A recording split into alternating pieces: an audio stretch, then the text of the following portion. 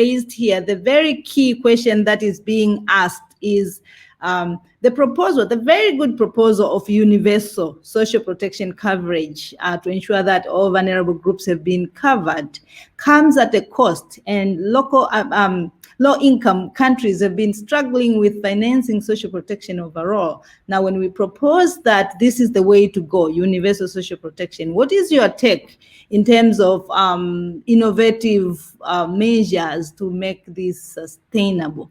So if you can help us respond to that together, but my other request is for the organizers to help us make sure that the questions that have been raised reach the panelists and discussants so that it can be reflected in the report. That way they can still benefit. It will be helpful. After you respond to that, please help us and close the session. Thank you so much, everyone. It's your time, Dr. Schutter. Thank you, Flora, and I agree. This is the elephant in the room, right? How are we going to finance social protection? I think there are essentially two comments I'd like to make on this issue. First, we should not see social protection as a cost, a burden on public finance.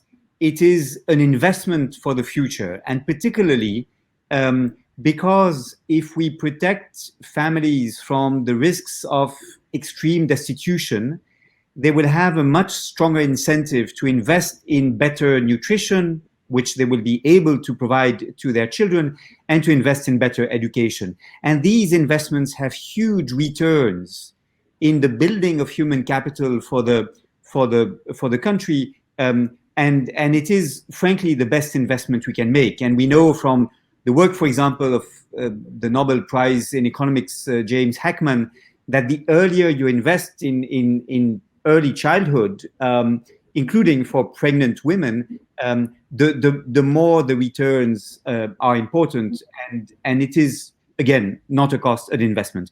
Secondly, yes, of course, you need to find the money to make this investment. This is why the ILO has costed the cost of social protection in developing countries and in low-income countries in particular. And the results of these costing exercises show that it is in fact affordable. As Céline Perron-Bista mentioned, even after COVID-19, in other terms, taking into account the impacts of the crisis, the financing gap for low-income countries, many of whom are in Africa, of providing universal social protection floors is equivalent to $78 billion US. Now, that sounds like a lot. In fact, it's roughly half official development assistance provided by OECD countries in 2019. It is about 1/5 of total remittances from migrant workers going to their countries of origin. It is 0.15% of the wealth produced by OECD countries in 2019. So it is affordable. What we must do is ensure that this is a priority in the support that rich countries provide to low-income countries, in order also to allow for domestic resource mobilization by administrations in low-income countries that can do better to combat tax avoidance and tax evasion, provided they have better capacity building and are supported in this effort. So I don't think it's still the case today, as it was 10 or 15 years ago, that social protection floors are not affordable. They are affordable, and particularly if we put this at the top of the political agenda, and if we establish this global fund for social protection that, with many others, we are trying to convince governments to agree on. Thank you. Thank you so much.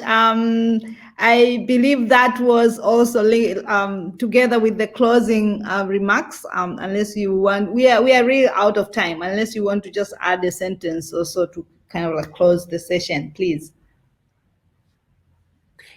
Well, thank you for this opportunity. I'd like to say I really enjoyed the discussion. I think the comments by my esteemed colleague Benito Eliassi are extremely important. He mentioned in particular the unique role of farmers' organizations in ensuring that we frame the problem to be addressed with the farmers we seek to support. I think that's really important.